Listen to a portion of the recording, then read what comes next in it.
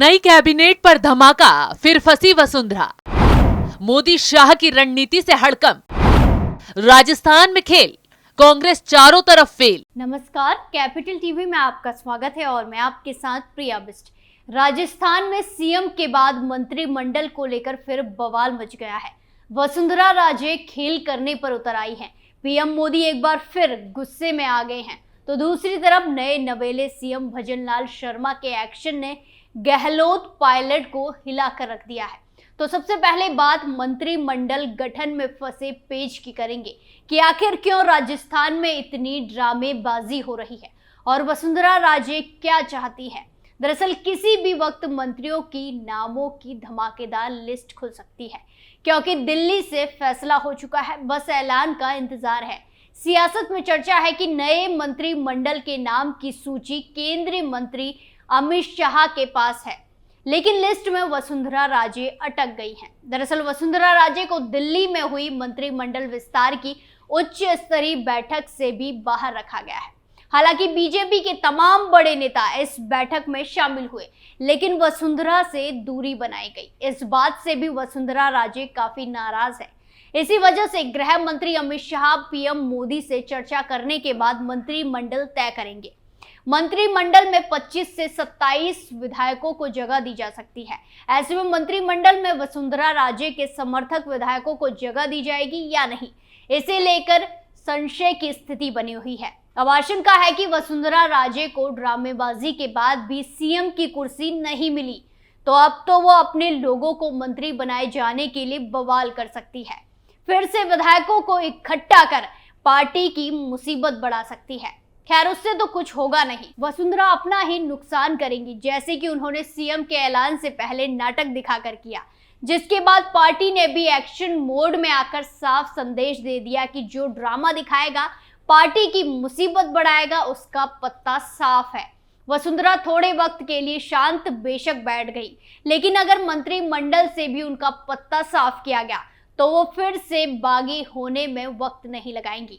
ऐसे में पीएम मोदी और अमित शाह आगे की जो रणनीति बना रहे हैं वो बहुत सोच समझकर बना रहे हैं, क्योंकि देश में कुछ महीनों बाद लोकसभा चुनाव होने वाले हैं। ऐसे में पार्टी वसुंधरा राजे को दरकिनार कर कोई जोखिम नहीं उठाना चाहती है।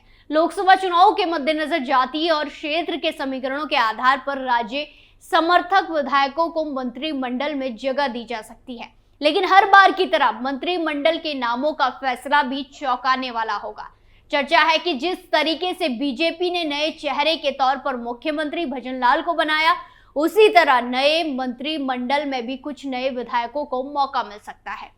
कई नाम बहुत ज्यादा चौंकाने वाले हो सकते हैं। इनमें पहली और दूसरी बार के जीते हुए विधायकों को प्राथमिकता मिल सकती है, क्योंकि पार्टी अगले 20 साल की राजनीति के भविष्य को देखते हुए मंत्रियों का चुनाव कर रही है। ऐसे में इन विधायकों की संख्या अधिक होने की संभावनाएं बताई जा रही है। हालांकि मंत्रिमंडल में कुछ वरिष्ठ विधायकों को भी शामिल किया जा सकता है, जिनके अनुभव का लाभ मिल सके। लेकिन अभी राजस्थान के मंत्रिमंडल के गठन में पूर्व मुख्यमंत्री वसुंधरा राजे के समर्थकों को लेकर सस्पेंस बना हुआ है। पार्टी चाहती है कि वो लोकसभा चुनाव में सक्रिय होकर भूमिका निभाए। पार्टी के राष्ट्रीय स्तर के बड़े नेताओं का भी मानना है कि वसुंधरा राजे को पूरी तरह साइडलाइन नहीं किया जा सकता। उन्हें मुख्यमंत्री नहीं बनाया तो ये अलग बात हो सकती है, लेकिन उनके समर्थक नेता जो वरिष्ठ और अनुभवी हैं, उन्हें मंत्रिमंडल में मौका दिया जाना चाहिए। जबकि प्रदेश के नेताओं का एक गुट चाहता है कि वसुंधरा राजे को पूरी तरह दरकिनार कर दिया जाए। अब राजस्थान में वसुंधरा राजे की कोई जरूरत नहीं है।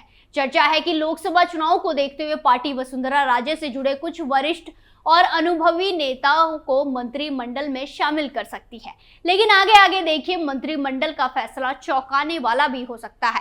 क्योंकि बीजेपी चेहरे को देखकर या फिर नेताओं को मनाने के लिए पद की जिम्मेदारी नहीं देती है, बल्कि पीएम मोदी और अमित शाह सिर्फ और सिर्फ काम के नाम पर नेताओं को आगे बढ़ाते हैं। यही वजह है कि पिछले 5 सालों का वसुंधरा राजे का रिपोर्ट कार्ड फेल साबित हुआ, तो वसुंधरा का पत्ता काट दिया गया।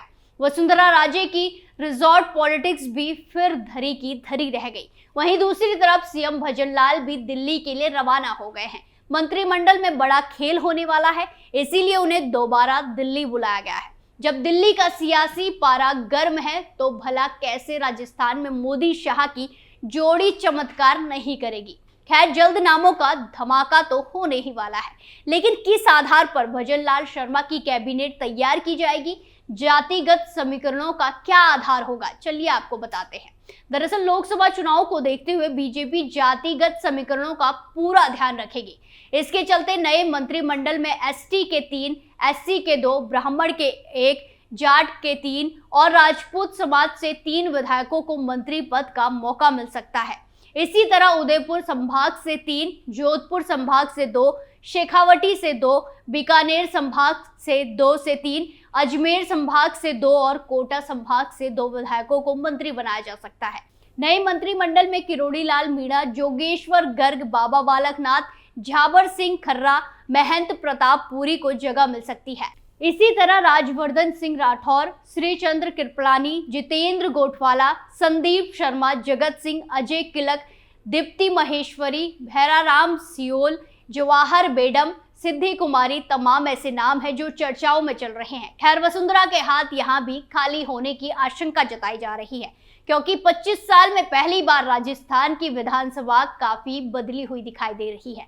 25 साल के बाद ही पहली बार ऐसा होगा जब वसुंधरा राजे सिंधिया और अशोक गहलोत सदन के भीतर किसी भूमिका में नहीं होंगे। जैसे बीजेपी में वसुंधरा को किराने किया गया है, उसी रणनीति पर अब कांग्रेस की चलने की कोशिश हो रही है। खबर ये आ रही है कि गहलोत को भी बाहर फेंकने की तैयारी हो रही है।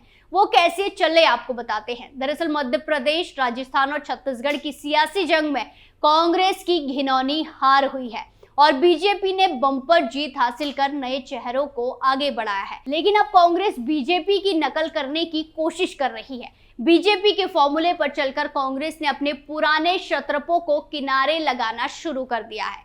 कांग्रेस ने एमपी में पार्टी की कमान कमलनाथ से लेकर जीतू पटवारी को सौंप दी है, तो नेता प्रतिपक्ष का जिम्मा उमंग सिंधार और उपनेता हेमंत कटारे को बनाया है। इसी तरह छत्तीसगढ़ में कांग्रेस हाईकमान ने भूपेश बघेल को खदेड़ दिया है और उनकी जगह चरणदास महंत को नेता प्रतिपक्ष बनाया है।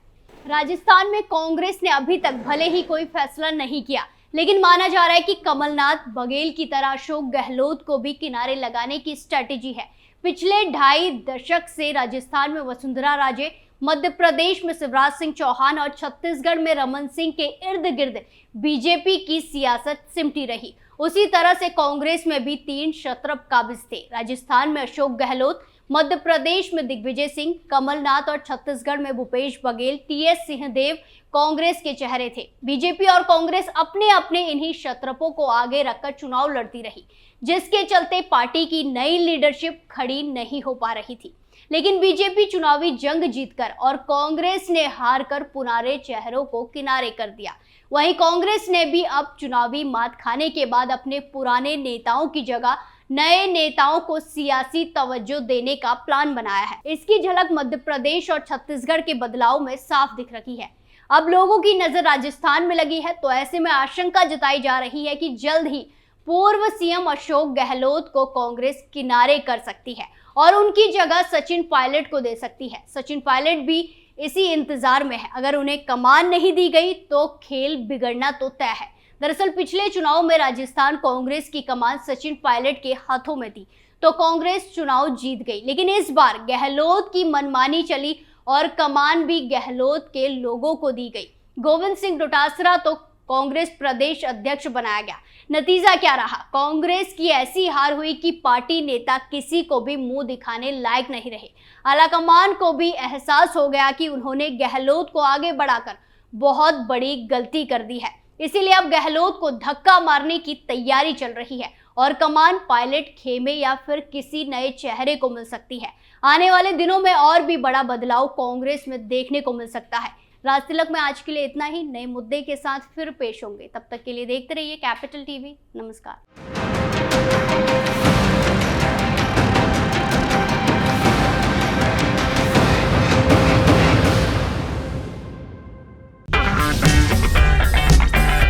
अगर आपको हमारा वीडियो पसंद आया हो तो इसे लाइक करें, हमारे चैनल को सब्सक्राइब करें और हाँ, बेल आइकन दबाना ना भूलें ताकि आप तक हमारे वीडियो की नोटिफिकेशन पहुंचती रहे। आप अपना सुझाव हमें कमेंट बॉक्स में दे सकते हैं। हमारे साथ जुड़ने के लिए शुक्रिया।